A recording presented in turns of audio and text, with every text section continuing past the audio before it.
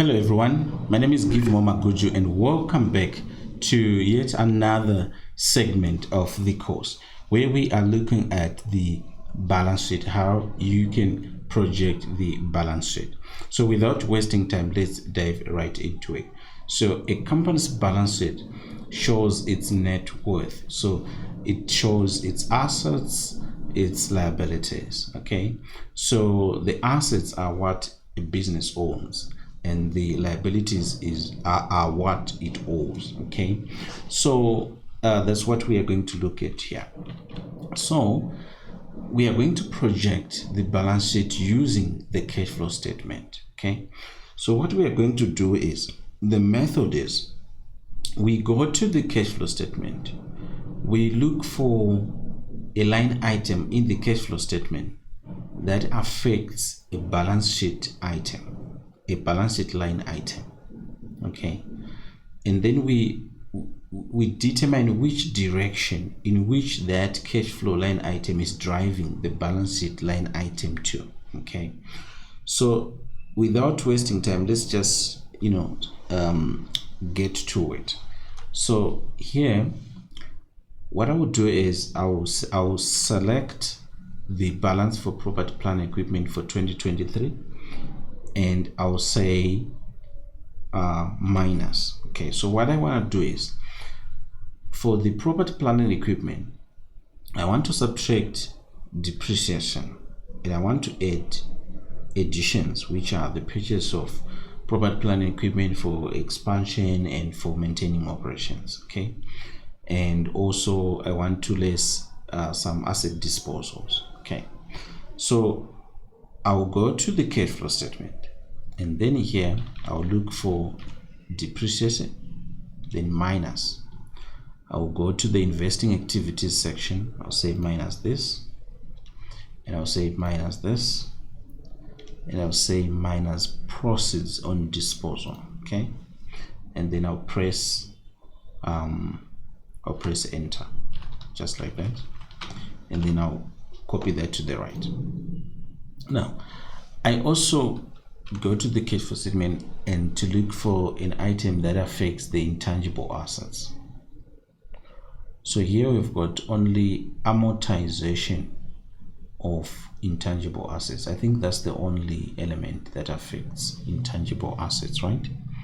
So I'll come back to the balance sheet, I'll say this minus, and I've got to the cash flow statement. I'm gonna look for amortization, and then I'll copy that to the right, and then here investment properties minus, and I'll find items that affect investment properties. Then here we have got fair value loss. We are not going to touch that, so we are going to go to investing activities.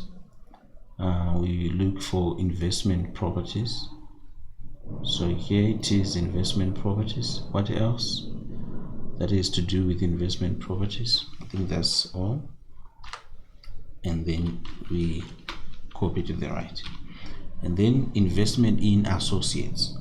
Then here we go back to the cash flow statement, investment in associates. We will look for cash flow acquisition associate here, negative minus. Let's look for another associate. Do we have any associate? Seems we don't have any. There's an associate we don't have. Okay, so here we just link it through like that, and then we've got deferred tax assets. These ones we don't have, and then we copy that to the right. Right, so here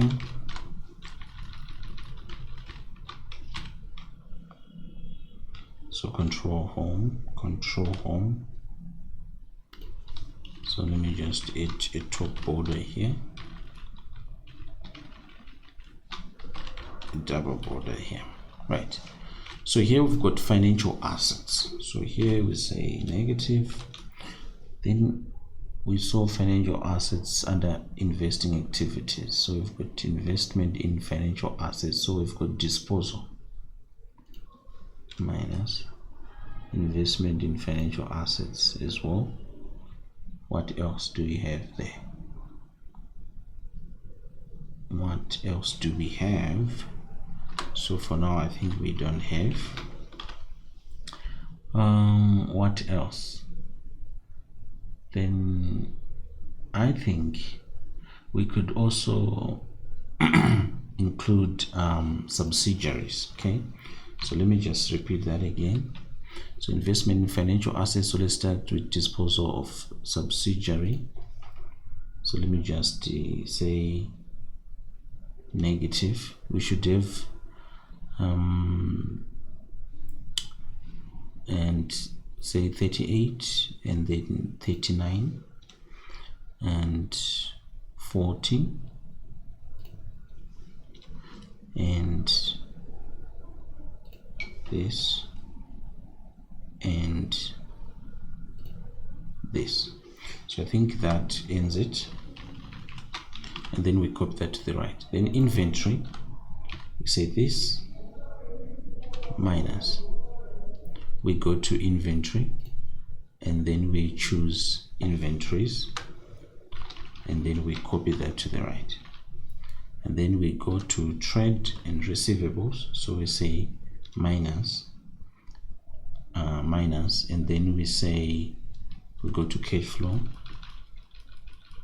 So cash flow, we have got allowance for credit losses, that is for allowance for credit losses. Where are they? So here, so we start here, minus that and then minus here, like that, and then we copy that to the right, and then we have got this, we say plus, we go to find the changes in cash and cash equivalents for 2024, and then we copy that to the right, and then we copy that to the right. Okay, and then we've got we don't have any information about share premium and capital reserves, so we just copy that to the right. Then we've got other reserves. Do we have info about other reserves? Other reserves, do we have? So we don't have info about other reserves. So for now we can just copy that through, and then we've got this, and then we can say plus this.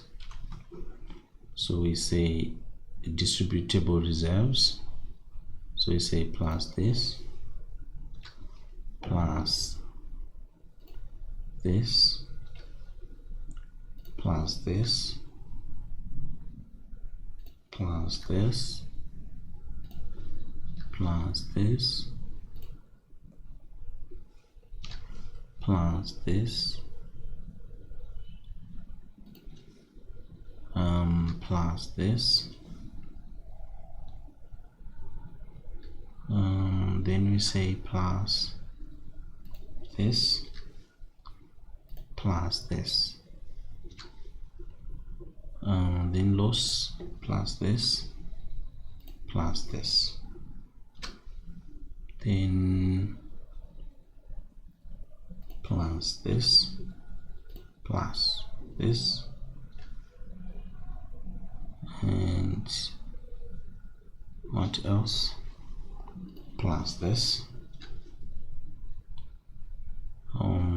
then here plus this, plus this, and then plus this.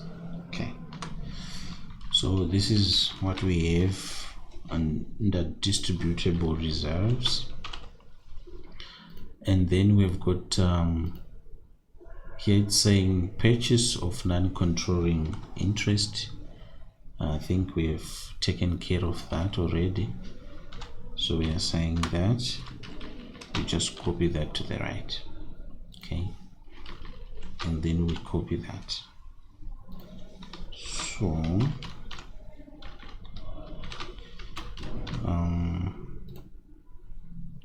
deferred tax liabilities, we don't have that. Borrowings long term, so here it's not quite sure in the annual report about these debts here, proceeds and repayment and stuff. So here proceeds, this is plus long term here, repayment, so we can just copy that to the right. And then lease liability plus lease liability, right? And here short-term debt, so I'm going to say plus proceeds, then lease liability, we just highlight that, and then trade, we say plus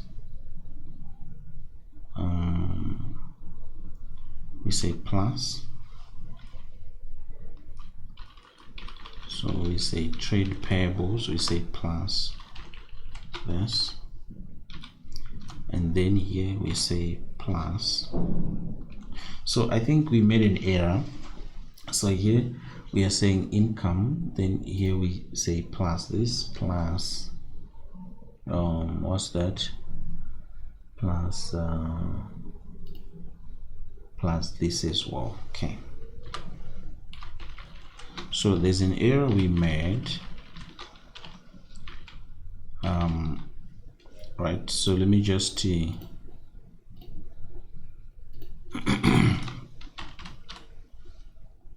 right, so there's an error we made when we linked through the distributable reserves. So we linked through income tax paid, which is in row I-29. So we have to correct that. So we have to find row I-29 and delete it from here.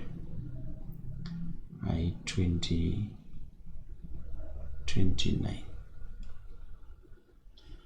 I-29, so which is this one.